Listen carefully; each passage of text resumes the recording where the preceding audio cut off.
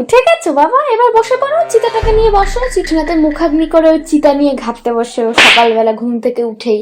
হাঁকতে চিতা, মুখতে মুখতে চিতা, সবকিছুতে চিতা লাগে ওর। ওর বাপ সারা দিন খাটনি করে ওর এই যে ফোন দেখার জন্য। ফোন দেখবে বাবু আমার, সকালবেলা উঠেই হাতে চা নিয়ে ফোন দেখবে, তারপর আবার টিভিটা খুলে নিয়ে বসবে, তারপর হাতে থালাটা নিয়ে গিলবে, টিভি দেখবে, তারপর আবার ছাদে গিয়ে সময় নষ্ট করবে, তাই না?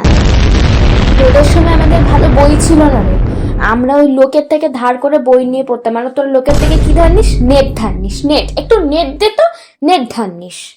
জানোয়ার তো, জানোয়ার, জানোয়ার, এক নম্বর জানোয়ার। আমার কলঙ্ক, মানে জীবনটা আমার শেষ হয়ে গেল, পুরো শেষ হয়ে গেল। আমাদের সময় আমরা কত কষ্ট করে পড়তাম জানিস?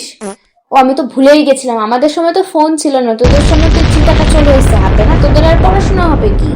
তোদের সময় তো পুরো নষ্ট হয়ে গেছে পুরো তোর দেশটা।